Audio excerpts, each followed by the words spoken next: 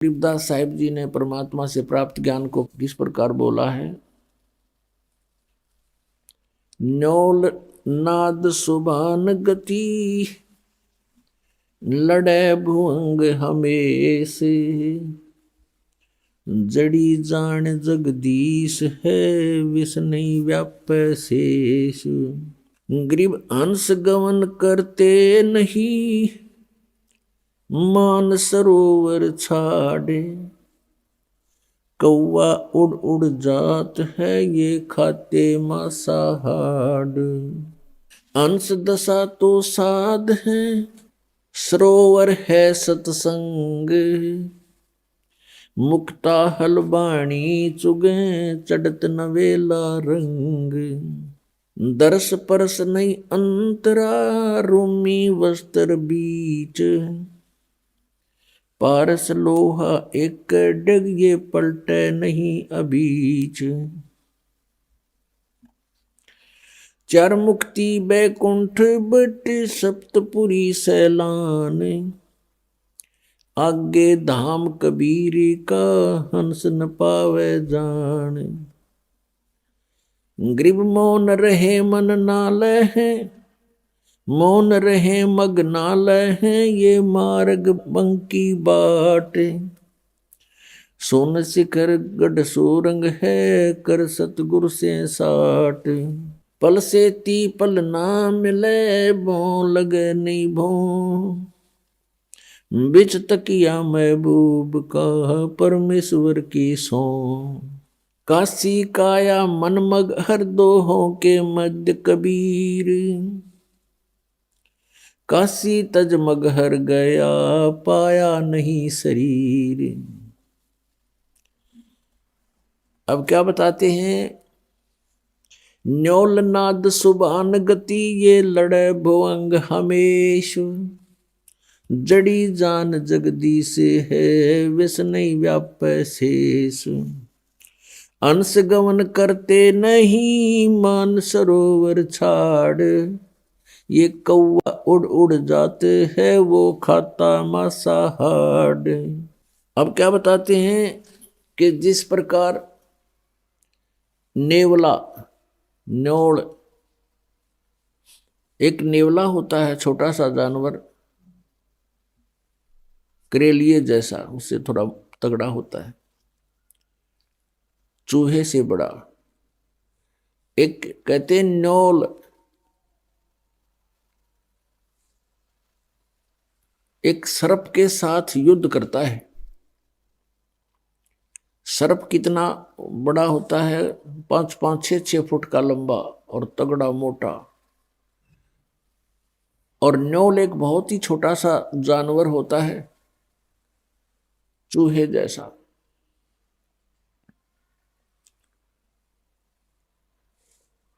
और वो सर्प के साथ लड़ता है। कैसे, किस आधार से लड़ता है कि एक वो क्या करता है, कहीं जहां पर एक जड़ी होती है उस जड़ी की महक के सामने सर्प बेहोश हो जाता है। उसको चक्कर आने शुरू हो जाते हैं उस जड़ी के आसपास यदि सर्प चला जाता है। और इसका फायदा उठाता है नेवला। क्या करता है नेवला, जड़ी के पास जाता है, उसको अपनी श्वासों से सूंघ कर अंदर भर लेता है और सर्प के सामने आकर उसको श्वास छोड़ देता है। और सर्प लड़ने को तैयार होता है तो उसके मुंह के सामने श्वास छोड़ देता है, उसको चक्कर आने शुरू होते हैं और सर्प भाग जाता है। तो यहां बताते हैं कि यहां समझो कि ये काल तो सर्प है, अजगर, और जीव नेवला है। और जिस नेवले को यह जड़ी प्राप्त होगी सतनाम के श्वास के सिमरण की, उसके सामने फिर वो सर्प रूपी अजगर अर्थात काल भाग जाता है। जैसे फनपति मंत्र सुन, फनपति सर्प ने ऐसे फन फैला रखा हो और कहते हैं सपेरा एक मंत्र बोल देता है तो सर्प ऐसे किए हुए फैलाए हुए फन को सकोड़ लेता है, इकट्ठा करके भाग लेता है, एक तरफ मुंह मोड़ लेता है। परमात्मा ने वो मंत्र सतनाम 2 अक्षर का इतना शक्तिशाली और यूजफुल बताया है। जैसे फन पति मंत्र सुन रखे फन सकोड़े, ऐसे बीरा मेरे नाम से सतनाम से काल लेवे मुंह मोड़े। यहां उसी का प्रमाण दे रहे हैं। न्योल नाद सुभान गति लड़े भुजंग हमेश, जड़ी जान जगदीश है वैस नहीं व्याप शेष। न्योल नाद सुभान गति और लड़े भुजंग हमेश। जिस प्रकार एक छोटा सा नेवला एक 8-9 इंच का लंबाई का जानवर और 6-7-8 फुट लंबे तगड़े सर्प को काबू कर लेता है, विजय पा लेता है, उसके पास एक जड़ी होती है। उस जड़ी को, उस औषधि को सूंघ कर आता है, पौधा होता है एक, उसको सूंघ कर आता है और सर्प के मुंह के सामने श्वास छोड़ देता है। सर्प विवश हो जाता है, चक्कर आने शुरू हो जाते हैं, वो चल पड़ता है, पराजित हो जाता है। फिर नेवला उसको मार डालता है। यहां वही बताते हैं कि जो सही सतनाम पूर्ण संत से प्राप्त करके जाप करता है तो वो सतनाम परमात्मा के द्वारा दी हुई जड़ी है। वो इस काल रूपी सर्प को ऐसे विवश कर देगी, आप पर कोई असर नहीं कर सकता, पराजित हो जाएगी। हंस गवन करते नहीं मान सरोवर छाड़े, कौवा उड़ उड़ जाते है ये खाते मांसाहारे। एक हंस पक्षी होता है, एक कौवा होता है, एक बुगला होता है, बुगला। हंस और बुगले में कोई अंतर नहीं होता, एक जैसी उनकी बॉडी होती है। हंस की और बुगले की कैसे पहचान की जा सकती है कि किसी सरोवर पर ये दोनों पक्षी हों, उनकी ये पहचान होगी कि बुगला तो खाएगा मच्छी, कीड़े मकोड़े घोंघे, और हंस नहीं खाता। हंस केवल मोती खाता है।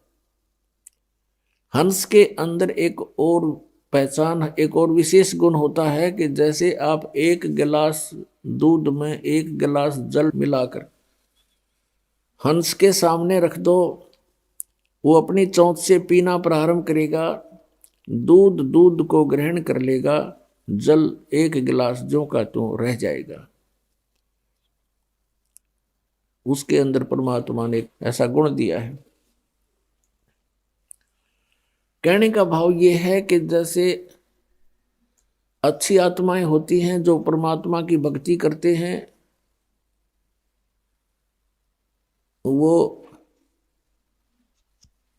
विकार रूपी कीड़े मकोड़े नहीं खाते, जैसे शराब पीना, मांस खाना, अश्लील गाने सुनना और नाचा कूदी करना, बेमतलब के फंड बकवाद करना, ये समझो बुगले के लक्षण हैं। और हंस वो होता जिसने दूध और पानी छान लिया, अलग अलग कर लिया, भले और बुरे को पहचान लिया, कौन परमात्मा है, कौन सा मंत्र है जो मोक्षदायक है, कौन से कर्म हैं जो हमने करने चाहिए, कौन से कर्म ना करने चाहिए।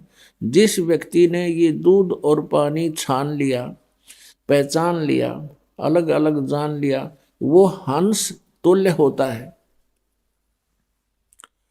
इसके अतिरिक्त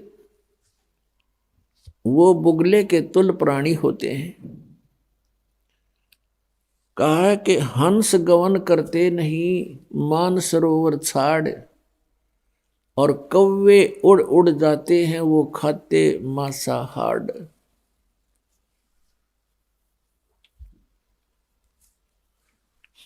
और यही दशा बुगलों के बारे में बताई है कि जो अच्छी आत्माएं होती हैं वो सत्संग रूपी सरोवर को छोड़कर नहीं जाते, जहां राम नाम के मोती उपलब्ध होते। और जो कव्वे जैसे व्यक्ति हैं, बुगले जैसे व्यक्ति हैं, वो उस सरोवर पर नहीं टिक सकते जहां पर मच्छी कीड़े मकोड़े घोंघे खाने को नहीं मिलते। वो मोती आहार नहीं कर सकते, कर्महीन होते हैं। ये सत्संग रूपी सरोवर में हंस ही रह सकते हैं, क्योंकि यहाँ केवल मोती बखेरे जाते हैं। यहाँ पर बकवाद नहीं होती, या ना कोई अश्लील गाने होते हैं, ना यहाँ कोई ऐसा आहार खाद्य पदार्थ होता है, ना कोई चटपटी बकवाद होती है। सिंपल आहार होता है, स्वच्छ आहार होता है, और साथ में उच्च विचार होते हैं। तो उनको हंस ही ग्रहण कर सकते हैं, कौवे नहीं रुक सकते। उनकी आदत बकवाद करने की, मांस खाने की, यानी शराब पीने की है, सिनेमा देखने की है, और माया जोड़न के उनकी एक विशेष प्रवृत्ति होती है। तो वो व्यक्ति सत्संग में नहीं रह सकते, वो यहाँ से तुरंत भाग जाते हैं। अंश दशा तो साध है, ये सरोवर है सत्संग। मुक्ता हलबाणी चुगे, फिर चढ़े नवेला रंग। हंस दशा तो साधु हैं, साध सोए जो सीधा चाल है, बकवाद छोड़ दे साधु है। भक्ति करे, सत भक्ति करे, वो साधु है। कहते हंस जैसी दशा के तो ये संत हैं, भक्त हैं। और ये सरोवर है सत्संग, जहां उनको मोती, सतनाम रूपी, सत्संग रूपी मोती प्राप्त कराए जाते हैं। और फिर चढ़त नवेला रंग, जितना अधिक सत्संग सुनोगे उतना ही अधिक आपका भाव भगवान में बनता चला जाएगा। फिर क्या बताते हैं, दरस परस नहीं अंतरा, रोमी वस्त्र बीच।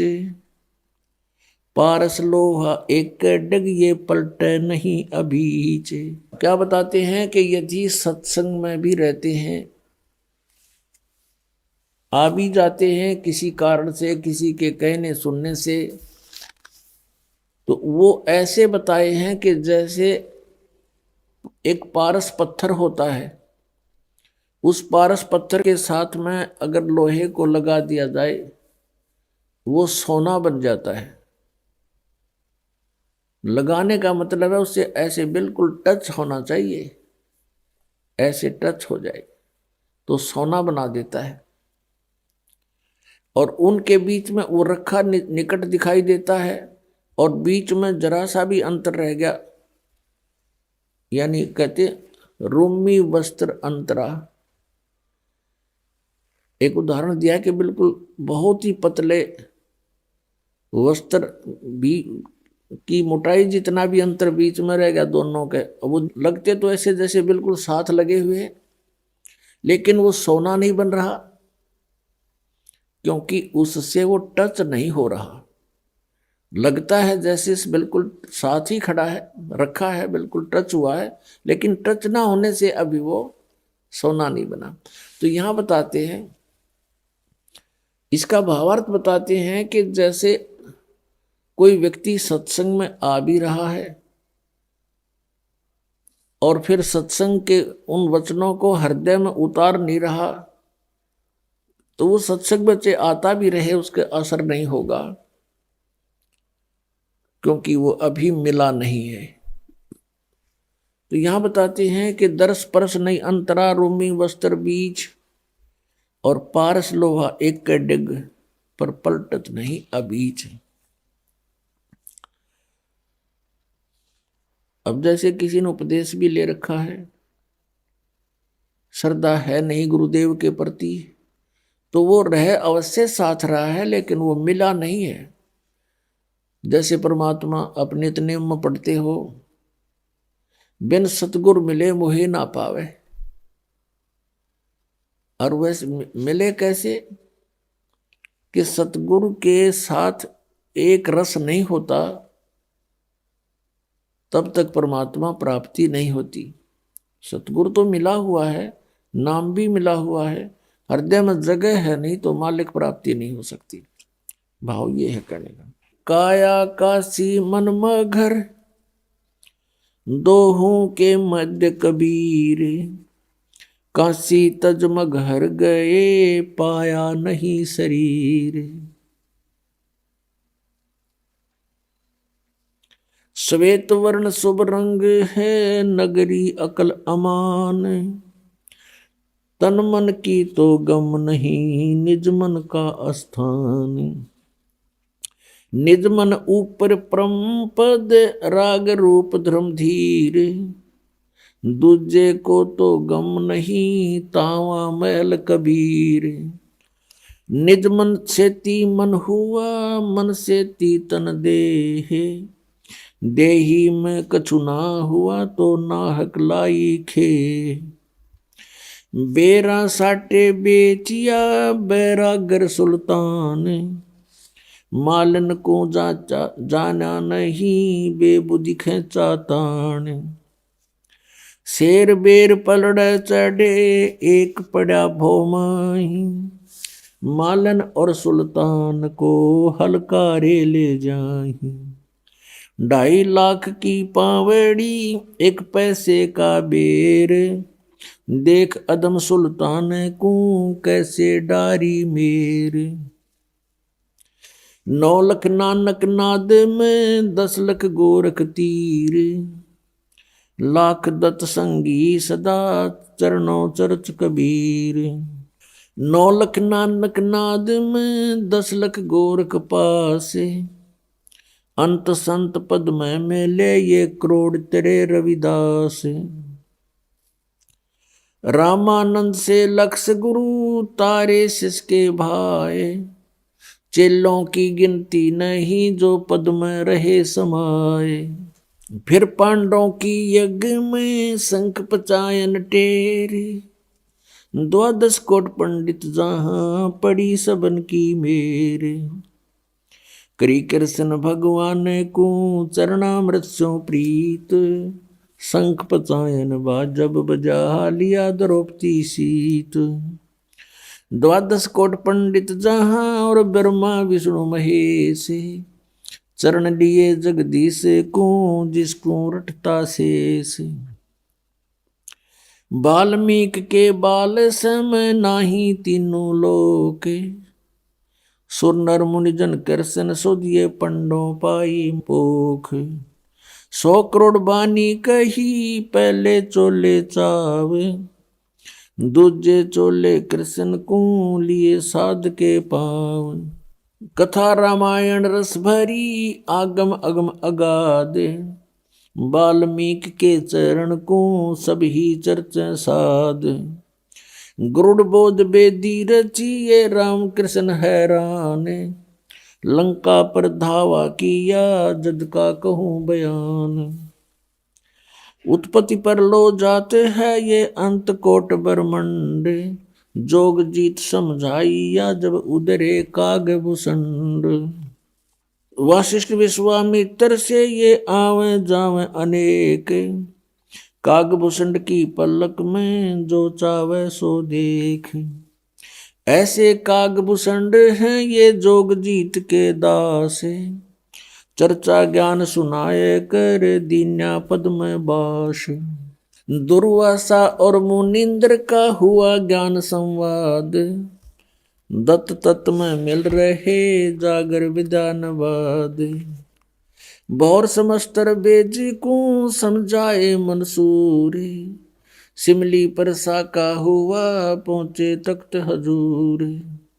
सिख बंदी सतगुरु सही चकवे ज्ञान अमाने, शीश कटा मंसूर का फेर दिया जद्दान। दीन दयाल मिले सुल्ताने को, बलक बुखार बदशाही।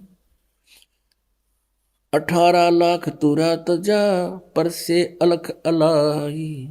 अब इसमें क्या बताना चाहा है आदरणीय गरीबदास साहिब जी ने, कि 9 लख नानक नाद में और 10 लख गोरख तीर, लाख दत्त संगी सदा, चरणों चरच कबीर। नानक साहब जी जैसी पुण्यात्माओं कहते हैं लाखों की संख्या में पार कर दी, और 10 लाख गोरख तीर, गोरख जैसे सिद्ध पुरुष जो यहाँ एक छोटी सी सिद्धि प्राप्त करके प्रभुता को प्राप्त था, कहते इसे इसे 10 लाख परमात्मा के को ने पार किए, जो ऐसी ही भूल में भटक रहे थे। लाख दत्त संगी सदा, चरणों चरच कबीर। दत्तात्रेय जैसे भी लाखों पुण्यात्माओं को परमात्मा कबीर जी ने पार किया सत भक्ति देकर। फिर बताया कि रामानंद से लक्ष गुरु, तारे सिसके भाई, और चेलों की गिनती नहीं जो पद में रहे समाये। रामानंद जी जैसे लक्ष गुरु यानी लाखों गुरु उतार दिए, उनको शिष्य बनकर, उनका परमेश्वर रामानंद जी के शिष्य बन करके उनको सतमार्ग समझाया, और गुरु मर्यादा बनाए रखने के लिए अति आवश्यक जाना, इसलिए उन्होंने रामानंद जी को गुरु बना करके ये मर्यादा कायम रखी कि गुरु बिन माला फेरते, गुरु बिन देते दान, गुरु बिन दोनों निष्फल हैं, चाहे पूछो वेद पुराण। अब क्या बताया है, काया काशी मन मघर, दोहों के मध्य कबीर, और काशी तज मघर गए, पाया नहीं शरीर। पुण्यात्माओं अज्ञान को हटाने के लिए परमात्मा स्वयं आते हैं, और वो एक तत्वदर्शी संत की भूमिका करते हैं, यानी तत्व ज्ञान प्रचार करते हैं। अच्छी आत्मा को मिलते हैं, उनको अपने सामर्थ्य से परिचित कराते हैं। ये विधान है परमात्मा का। एक रामानंद नाम के बहुत बड़े विद्वान माने जाते थे, पंडित जी थे। चारों वेदों के, गीता के, 18 पुराणों के वो मर्मज्ञ माने जाते थे, और उन्होंने आकर के वहाँ बनारस में अपना, काशी में अपना डेरा स्थापित किया, और 1400 ऋषि बनाए प्रचारक, वो प्रचार किया करते थे। और स्वामी रामानंद जी ये विष्णु जी के उपासक थे। श्री विष्णु जी को वो इष्ट मानते थे, गीता और वेदों का प्रचार करते थे, 18 पुराणों को वो एक विशेष ग्रंथ मानते थे, वेदों के तुल्य मानते थे।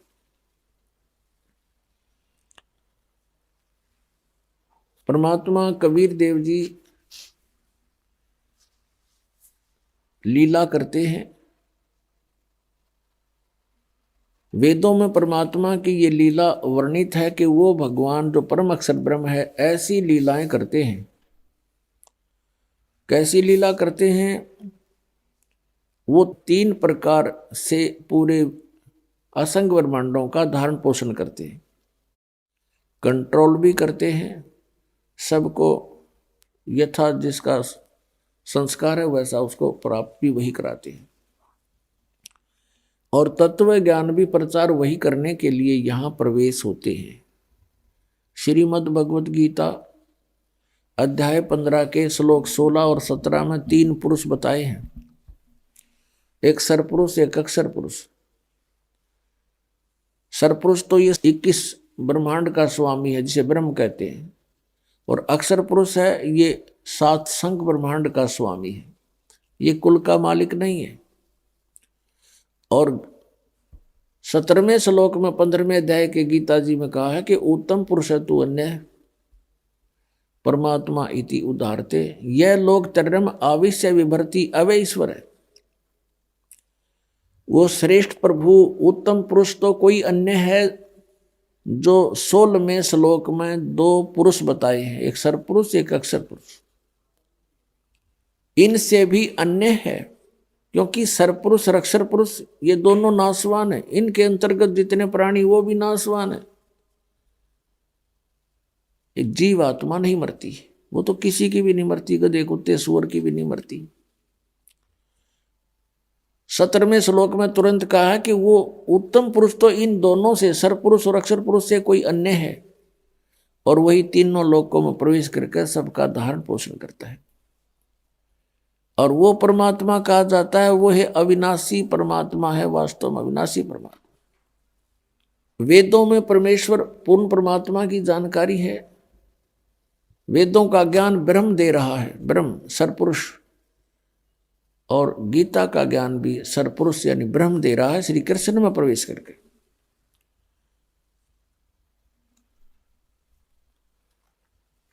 और इस बात से अपरिचित थे कौन? स्वामी रामानंद जी। वो श्री विष्णु को सर्वेश्वर महेश्वर मृत्युंजय कालज्य माना करते थे। ऋग्वेद मंडल नंबर 9 और सूक्त नंबर 1 के मंत्र नंबर 8 में और 9 में स्पष्ट किया है कि वो परमात्मा एक सुंदर शरीर धारण करता है और 3 प्रकार के शरीर धारण करता है और सबका धारण पोषण करता है उसी आधार से। एक शरीर के एक रूप में वो रहते हैं सतलोक के अंदर, ऊपर के सभी ब्रह्मांडों में अलग अलग रूप धारण करके वो स्थिर रहते हैं वहां पर। उसमें एक रोम कूप के अंदर करोड़ सूर्य मिला दे, करोड़ चंद्रमा, ऐसा प्रकाश है उस परमात्मा के शरीर का, एक रोमकूप का। यदि वो परमात्मा उसी रूप में यहां आ जाए तो हम कुछ नहीं देख सकते उनको। वो परमात्मा अपना अन्य एक हल्का तेज पुंज का रूप बना करके यहां प्रवेश होते हैं। यहां प्रवेश होने के उनके 2 कारण हैं। एक तो प्रत्येक युग में वो एक लीला करते हैं, शिशु रूप धारण करके आते हैं, और फिर प्रत्येक युग में वो लीला करते हैं एक शिशु रूप धारण करके कमल के फूल पर तालाब में आकर प्रकट होते हैं, जिस कारण से वो नारायण कहलाते हैं। नारायण का अर्थ होता है जल पर विराजमान होने वाला। नार माने जल, आयन माने उस पर विराजमान होने वाला, रेस्ट करने वाला। अब हम श्री विष्णु जी को नारायण मानते थे कि वो शेषनाग की सैया पर उस पर रहते हैं। वो नारायण नहीं है, वो तो जन्म लेते हैं दुर्गा से, काल इनका पिता है। और वो परमात्मा अजन्मा है, और ऐसे वो जल के ऊपर आकर के कमल के फूल पर विराजमान होते हैं, जिस कारण से नारायण उस कबीर देव को ही कहा जाता है। ऐसी लीला वो प्रत्येक युग में करते हैं। अब जैसे कलयुग में परमात्मा आए थे सन 1398 संवत 1455 ज्येष्ठ सुदी पूर्णमासी को सतलोक से चलकर आए और कमल के फूल के ऊपर आकर एक शिशु रूप धारण करके विराजमान हुए। उनके प्रत्यक्ष दृष्टा श्री अष्टानंद नाम के एक महर्षि थे, जो स्वामी रामानंद जी के शिष्य थे। और वो लहर तारा तालाब पर जहां आकर के परमात्मा प्रकट हुए कमल के फूल पर, वो लहर तारा तालाब उस समय काशी शहर से लगभग 4 किलोमीटर दूर था, और वहां आसपास वन था, चारों तरफ उसके जंगल था, और वहां वो सरोवर बना हुआ था गंगा के साथ में। गंगा का पानी लहरों के द्वारा उछलकर ओवरफ्लो होकर वर्षा के दिनों में उस झील में प्रवेश कर जाता था और एक बहुत बड़े सरोवर का रूप धारण कर लेता था, जिस कारण से उसको लहर तारा तालाब कहा जाता था।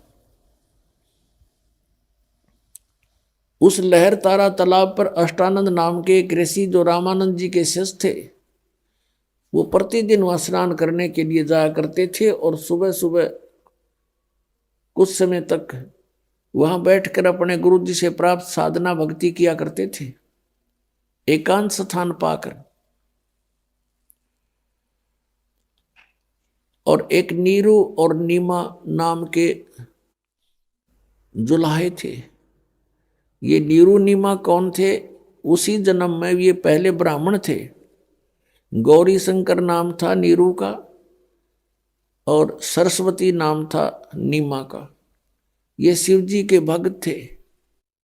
बहुत अच्छी श्रद्धा थी भगवान शिव में, उसको इष्ट रूप में पूजा करते थे, शिव पुराण की कथा किया करते थे।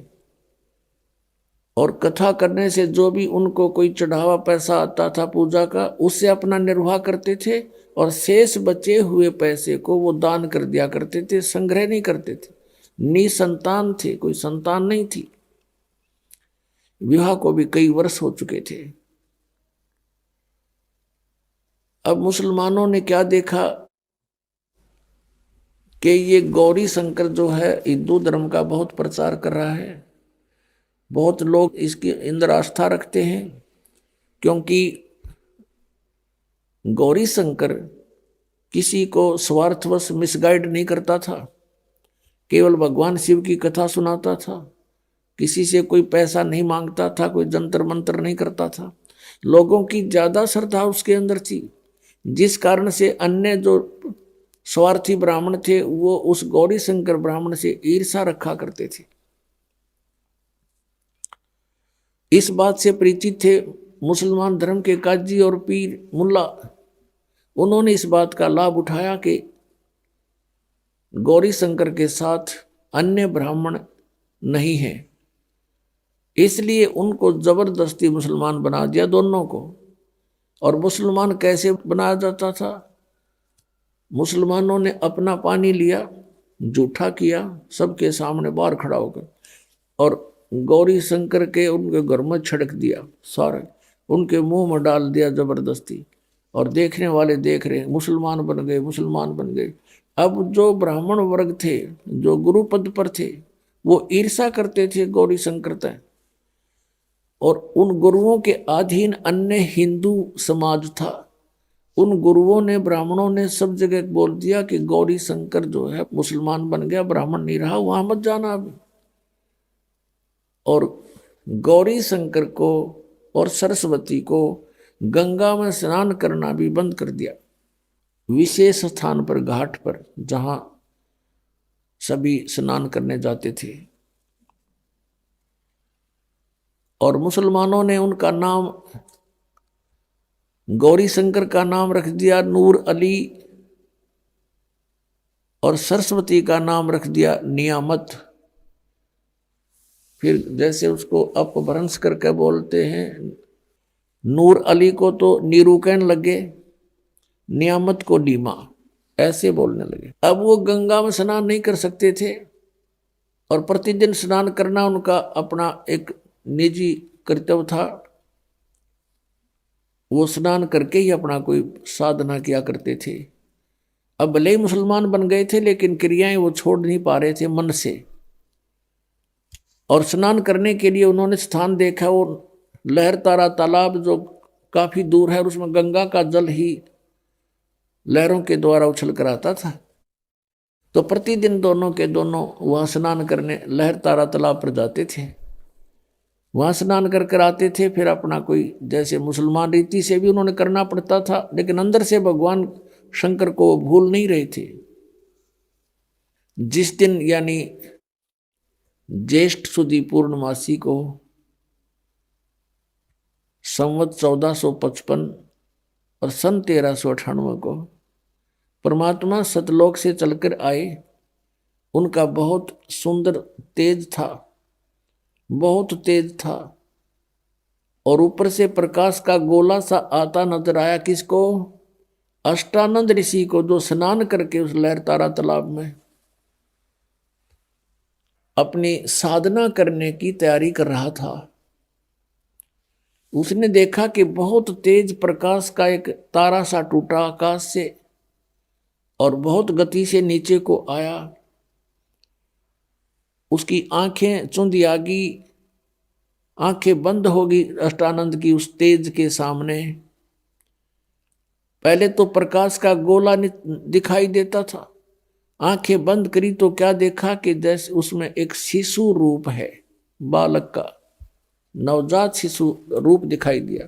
जैसे हम सूर्य की ओर देखते हैं तो सूर्य की तरफ देखने के बाद हम फिर आंखें बंद कर लेते हैं तो हमें सूर्य का प्रकाश नहीं दिखाई देता, प्रकाश रहित उसका आकार दिखाई देता है।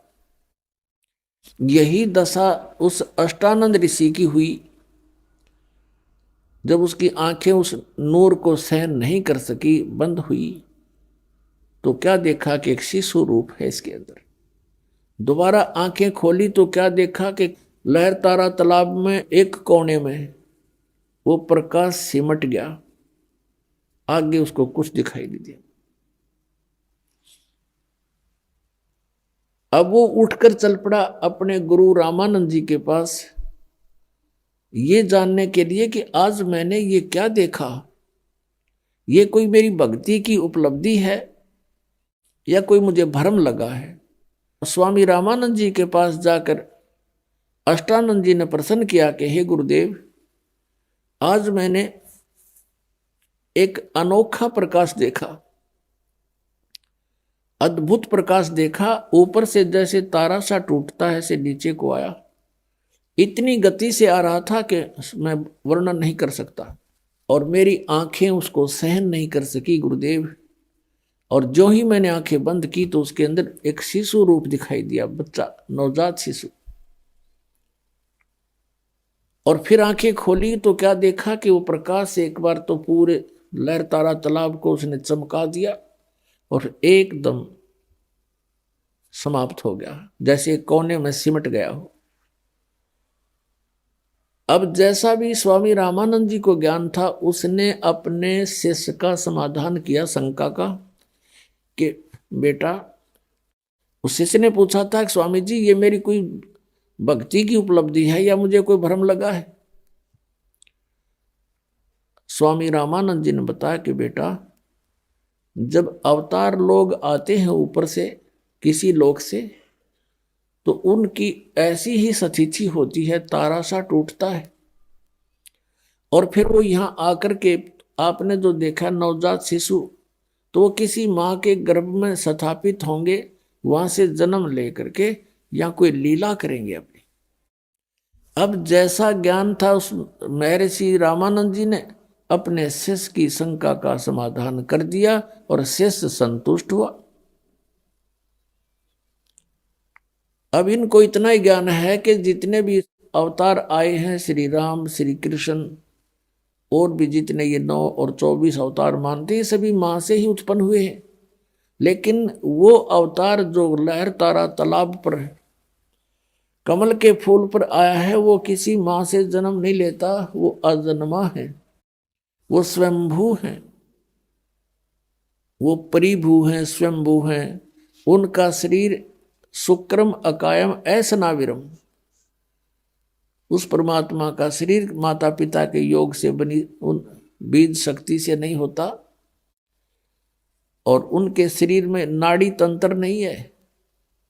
इसलिए यजुर्वेद अध्याय नंबर 40 के मंत्र 8 में कहा है कि सप्रयागात, वो सबसे प्रथम देहधारी और सबसे पहला प्रगट पुरुष है। और शुक्रम अकायम कबीर मनीषी, वो कबीर देव, कबीर विद्वान, सर्वज्ञ, मनीषी माने सर्वज्ञ और कबीर माने कबीर देव, वो कबीर देव कबीर साहब सर्वज्ञ है। और शुक्रम अकायम असनाविरम अवर्णम और अपाप विद्यम स्वयंभू परिभू। अब यहाँ पर ये जो निराकार मानने वाले हैं अज्ञान आधार से, इस यजुर्वेद अध्याय नंबर 40 के मंत्र 8 के केवल इस वर्ड को साथ ले लेते हैं अकायम, कि वो काया रहित है, उसकी काया नहीं है। ऐसनाविरम, अब इन्हें कोई पूछने वाला हो ऐसनाविरम कहने की जरूर क्या थी, एक अकायम शब्द लिख दिया बस सुफिशिएंट था। अगर भगवान निराकार है, काया रहित है, अकायम शब्द ही पर्याप्त था। इसमें स्पष्ट किया है कि सुक्रम अकायम, शुक्र माने शक्ति, बीज शक्ति पुरुष की। कहते मां के संयोग से शुक्र से बनी हुई उसकी काया नहीं है। और वो स्वयंभू क्यों बोला? स्वयंभू, स्वयं प्रकट होने वाला। और परिभू, सबसे प्रथम प्रकट पुरुष परमात्मा, सबसे पहला वर्तमान। तो यहां पर असनाविरम का अर्थ इसलिए है कि उस मालिक का शरीर है लेकिन उसमें नाड़ी तंत्र नहीं है, वो एक तत्व से बना हुआ है। तो इस प्रकार हमने परमात्मा को पहचानना है। अब रामानंद जी को जैसा ज्ञान था उसने अपने शेष का समाधान कर दिया। और ये मानते हैं कि कोई भी अवतार मां के बिना जन्म नहीं ले सकता, लेकिन ये अवतार वो परमात्मा सत्य पुरुष अजन्मा है, वो किसी मां से जन्म नहीं लेते, लीला वैसी ही करते हैं। एक बालक रूप धारण करके कमल के फूल पर प्रकट हुए, और उस समय जब वो परमात्मा शिशु रूप धारण करके एक लीला करने आते हैं तो उनकी परवरिश की लीला कंवारी गायों से होती है। ये वेदों में लिखा है। वेद तो दास ने पढ़े हैं, अभी सन 2001 के बाद ही इनको जाना है। और परमात्मा की हुई लीला लिपिबद्ध कबीर सागर में लगभग 600 वर्ष पहले से है। अब इससे हम भगवान पहचान लेंगे कि वेद जो गुण बताते हैं परमात्मा के, वो किस भगवान में खरे उतर रहे हैं। ही इज गॉड, वह परमात्मा है। इतनी सी बात है।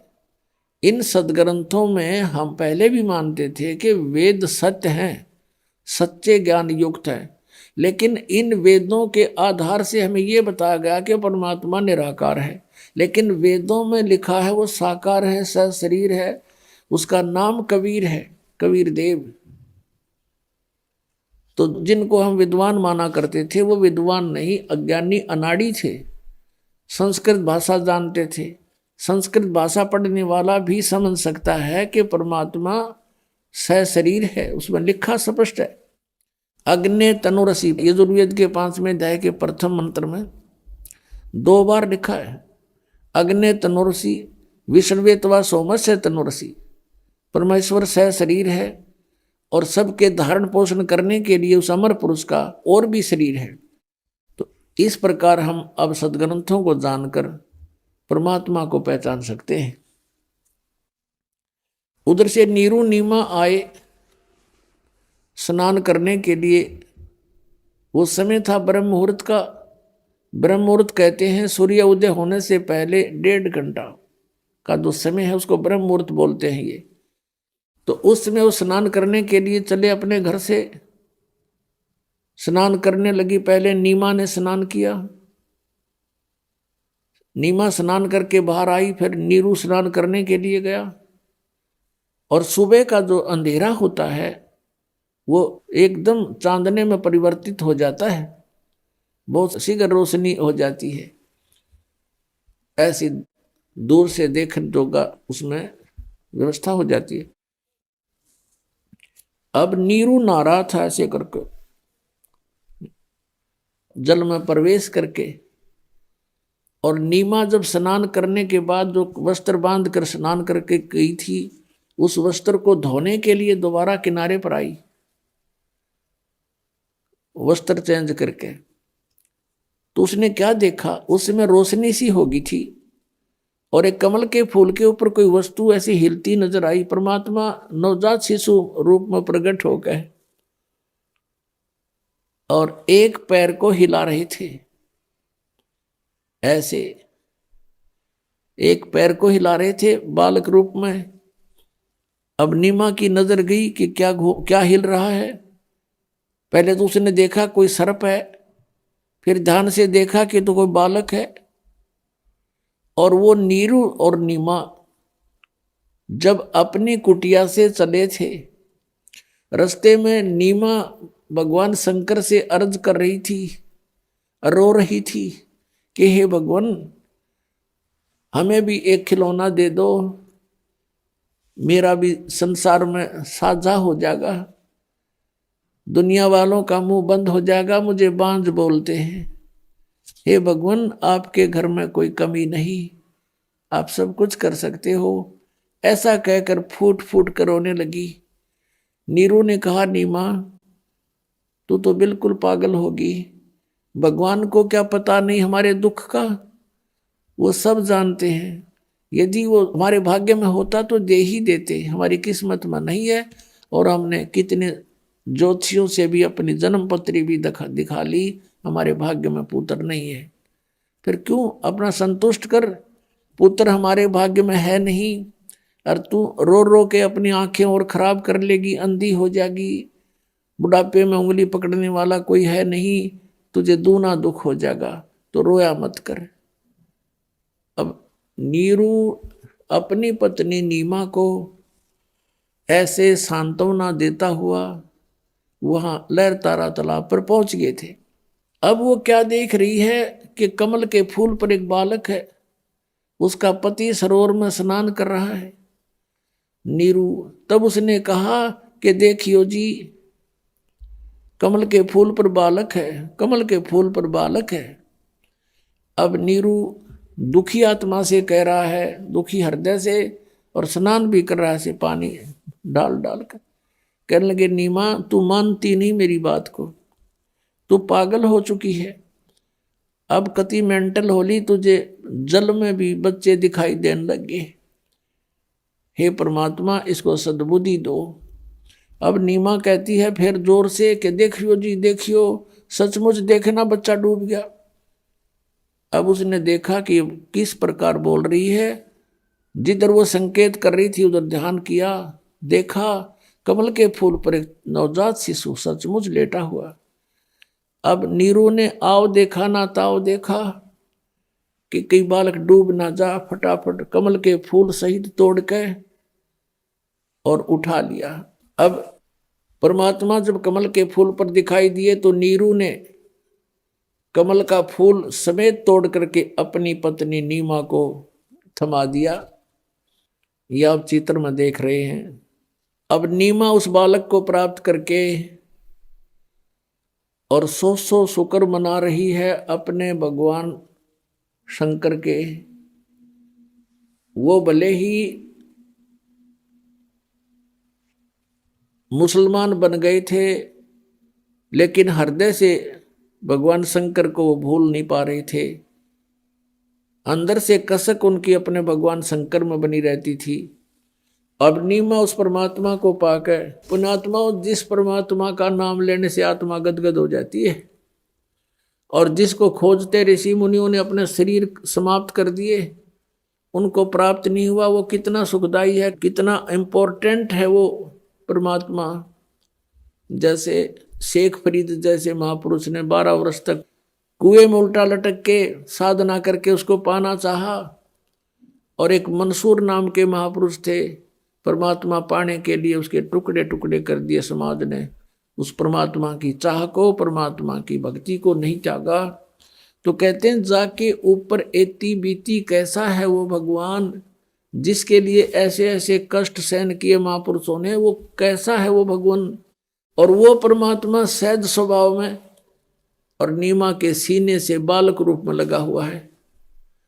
पुण्यात्मा एक स्वभाव होता है, जैसे चंदन का पेड़ में उसमें ठंड होती है, बर्फ के अंदर स्वभाव है उसका ठंडा करने का, शीतल स्वभाव होता है, ऐसा ही परमात्मा का गुण है।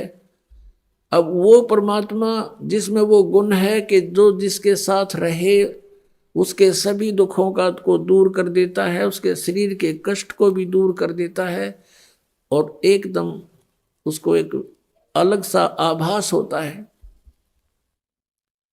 अब उस परमात्मा को चरणों गोदी में लेकर के वो माई कभी बच्चे की तरह उसका मुंह से चूम चूम कर प्यार कर रही है, कभी सीने से लगा रही है और शुक्र मना रही है शंकर भगवान का।